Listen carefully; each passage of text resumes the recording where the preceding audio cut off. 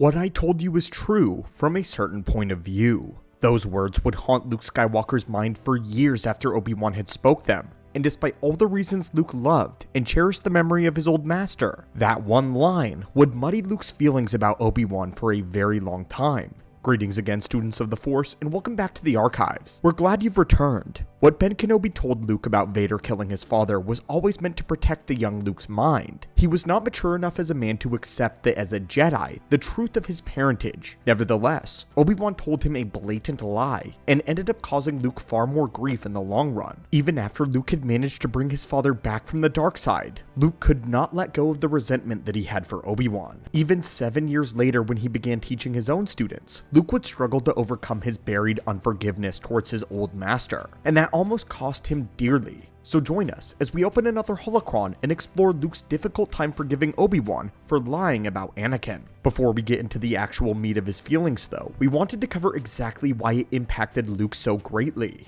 By the time he was a Jedi Knight, he was mature enough to realize when people were just trying to protect him. After all, he understood why Yoda didn't want him to go rescue his friends. But Obi-Wan's one fib held Luke back emotionally, even when he was a Jedi Master. This all goes back to how Luke grew up. On Tatooine, he only ever knew his aunt and uncle. Owen and Beru Lars loved Luke as their own, a family where he learned the most important life lessons. Even if Owen was strict with him, but Luke knew that he wasn't their son after all. He was never called Luke Lars. He desperately wanted to know who his real father was, and it was clear that Owen, out of his shame, had lied to Luke and told him that Anakin was a merchant on a spice freighter. Owen had avoided the topic of Anakin, Obi-Wan, or even the problems in the wider galaxy. Owen tried desperately not to give in to Luke's questions, as the boy's curiosity in his mind would lead him to become like his father. But Luke had too much of Anakin in him, and so his curiosity and a sense of adventure was never satiated. When Luke heard the truth about Anakin being a Jedi, the best star pilot in the galaxy, and a cunning warrior, it fulfilled more than even his wildest fantasies about how great his father really was. It was because of this that Luke then went on to follow in his footsteps and wanted to become a Jedi,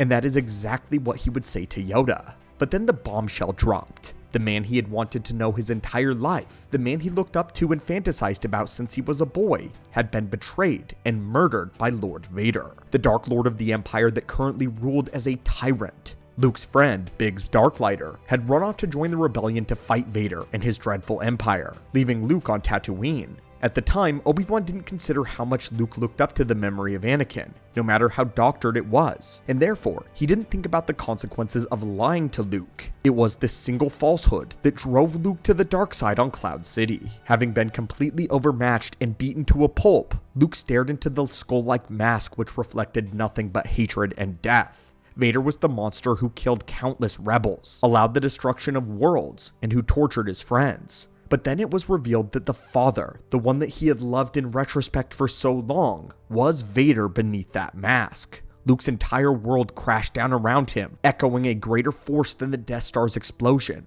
The trauma of losing his hand was nothing in the face of the realization that everything that he knew, the greatest man in the galaxy, had all been a lie. More than that, a mockery. There was no more denying it. The Force confirmed to Luke when he searched his feelings. Years later, when Master Luke Skywalker returned to Bespin to pick up one of his prospective students, he almost went into a panic upon seeing the abandoned city. The city still in the clouds. He was stricken with horrible memories of Han and Carbonite, losing his hand, and learning the awful truth which haunted him to that day. But because of his Jedi discipline, he calmed himself, focused on the mission. But he tried to get away from Bespin as soon as he could after. The first thing Luke had asked was, "Ben, why didn't you tell me?" For the next year after Bespin, Luke would receive no answer from Obi-Wan, although he searched the journals of the old Jedi Master. The journal had been written for Luke to read, so Obi-Wan wrote it in such a way to perpetuate that story. He wrote Anakin and Vader as separate entities. He avoided mentioning Anakin's fall. Luke would only get to confront old Ben Kenobi on Dagobah after becoming a Jedi Knight.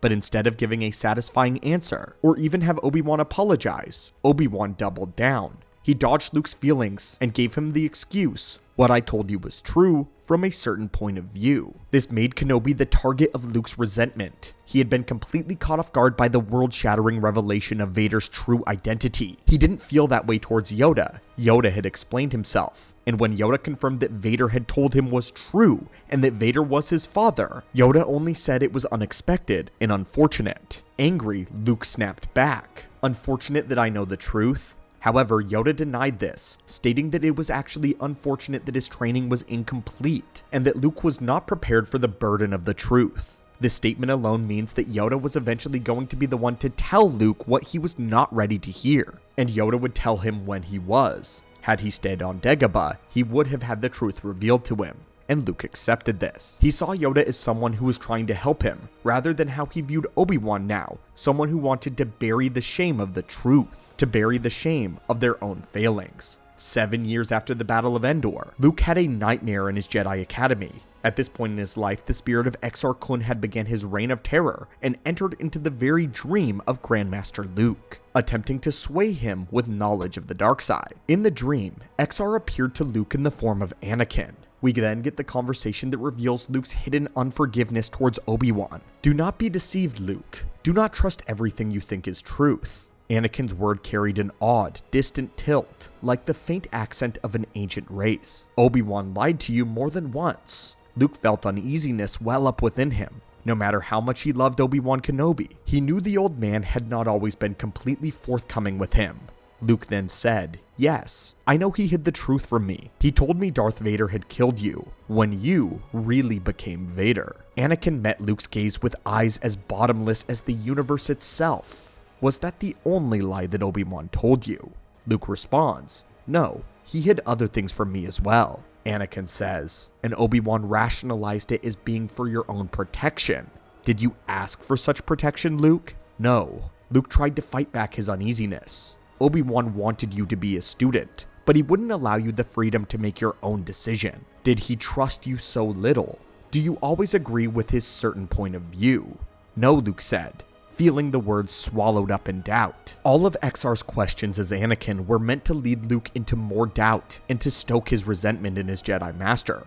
But even though Luke was being purposefully goaded, he couldn't be tempted with anger by the Sith if it didn't exist. Those feelings were buried within the Grand Master deep, and Luke was uncomfortable talking about them, but they were real. And to that very day, he still had felt betrayed by Obi-Wan Kenobi. Now, if you're curious about how the situation ends, Exar Kun ends up revealing too much of his hand, and Luke quickly discovers the man that he's talking to is not his father, as he begins to say things that Anakin never would. Luke calls out the deception and attempts to figure out the identity of this imposter, but Exar Kun simply turns the dream to darkness, while cackling until Luke wakes up in a cold sweat. Luke would not carry these feelings of resentment with him forever towards Kenobi though. That is not the way of the Jedi. Luke Skywalker would come to forgive Obi-Wan, but he also took with him a valuable lesson. He ensured that most of his students would be told the truth about the Force, the truth about the Jedi. Luke Skywalker loved Ben, but he knew the man was flawed, and Luke made every effort to not repeat those same mistakes. As Luke attempted to learn from not only the mistakes of Yoda as the Grand Master, but also from his first Jedi Master and teacher in Obi-Wan Kenobi. But that's why in the old EU books, Luke actually struggled a great deal to forgive Obi-Wan for lying to him about his father, about the true fate of Anakin.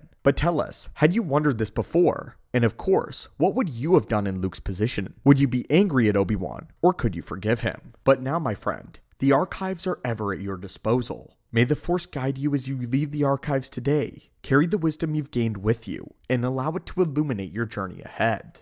And until next time,